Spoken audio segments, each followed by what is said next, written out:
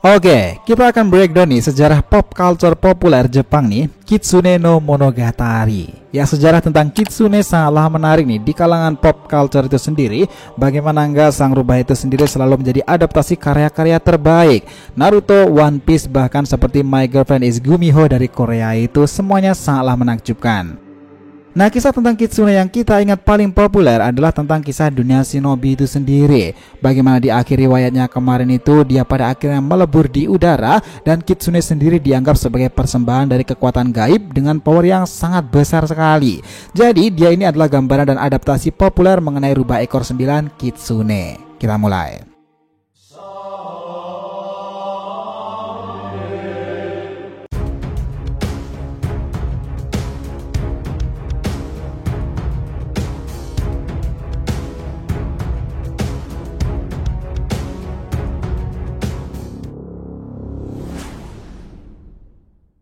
Yo nakama, DRTV Mediatif, welcome back again. Nah, kali ini kita akan bahas pop culture Jepang populer nih, The Nine Tail Kyuubi no Kitsune.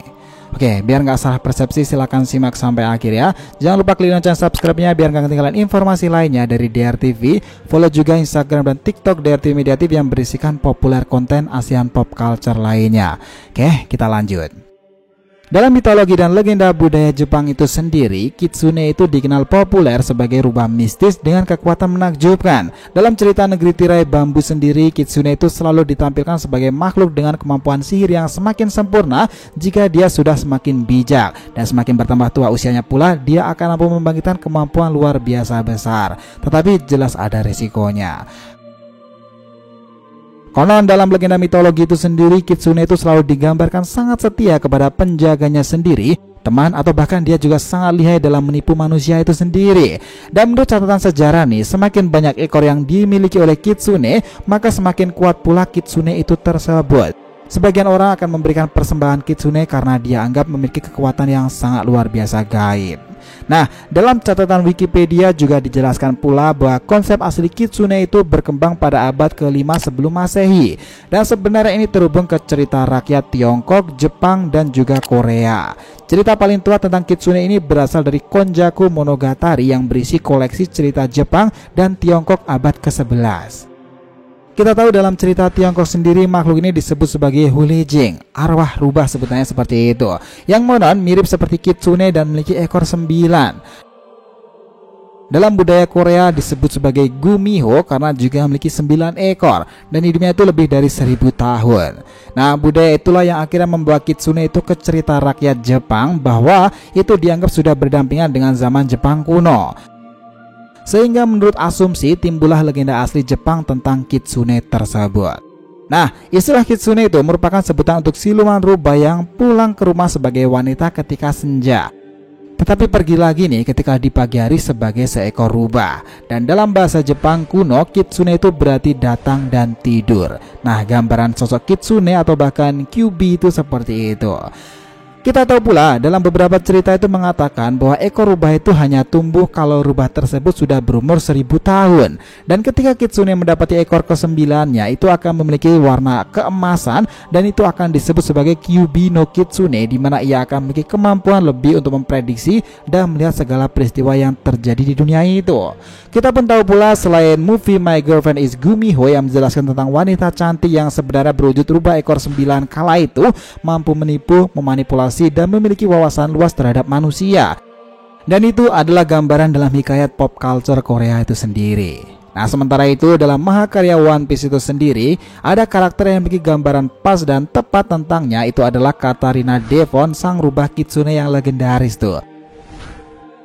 Devon sendiri adalah anggota bajak laut besar Kurohige yang dicap sebagai sekumpulan perompak paling licik dan menakutkan di era ini. Dia, Katarina Devon, tuh mampu manipulasi nih atau mentransformasi tubuhnya sendiri untuk meniru sosok lain, dan itu adalah sifat dasarnya.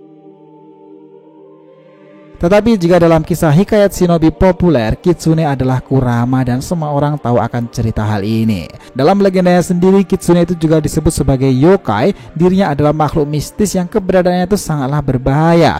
Di era shinobi sendiri, kisah Naruto itu memang mengadaptasi cerita Kitsune itu tadi untuk Kyuubi, si Kurama ekor 9, dan banyak kemiripan akan hal itu.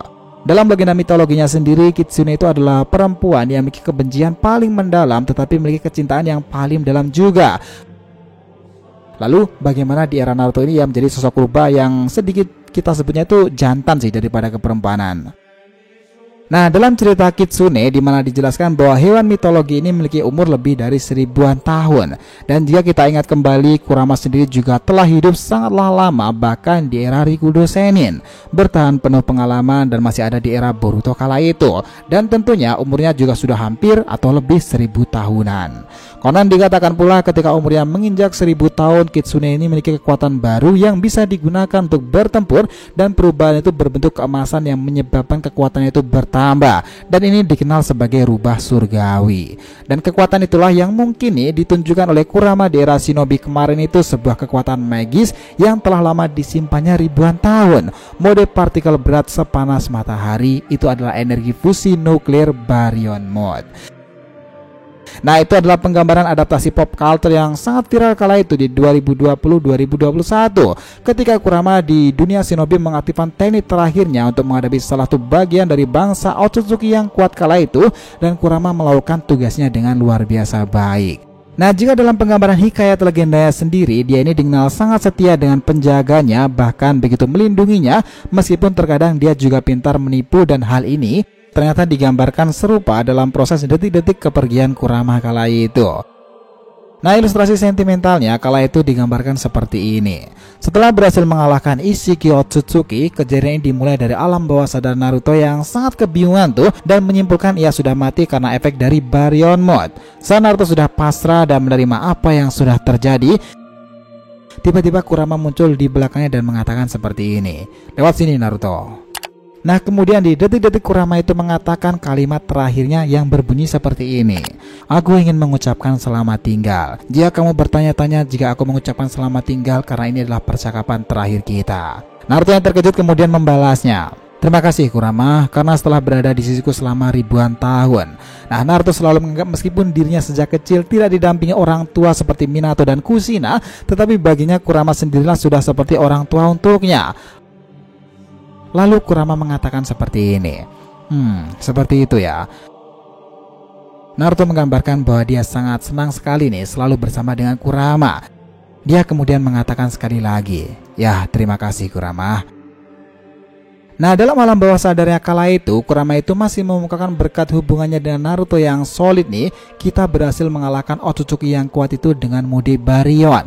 Tetapi Naruto menyangkalnya nih, ini belumlah berakhir Kurama, masih ada Kawaki Boruto dan Desa juga. Lalu saat itu Kurama mengatakan sekali lagi, "Sekarang kamu harus mengurusnya sendiri Naruto. Seperti yang kau tahu, normalnya seorang Jinchuriki akan mati jika biju dalam dirinya diekstrak keluar dengan secara paksa. Tapi kali ini sangatlah berbeda kondisinya. Kau akan tetap hidup. Sederhananya cakraku akan menghilang dari tubuhmu, dan mereka yang menyaksikanmu tergeletak saat ini mungkin melihat dirimu sudah mati. Tapi itu hanya sementara saja. Jangan khawatir, kamu akan membuka matamu setelah tragedi ini. Aku akan mengatakan secara jujur Naruto, maaf aku telah membohongimu. Satu rahasia terbesar baryon mode bukanlah mengambil nyawamu sendiri, namun harga yang dibayar itu adalah mengambil hidupku, dan aku melakukan semua hal ini karena aku sudah tahu jika kau tidak akan pernah setuju jika aku memberitahu sejak awal. Jikalau tahu kebenaran sejak awal, dan itulah sifat dasarmu."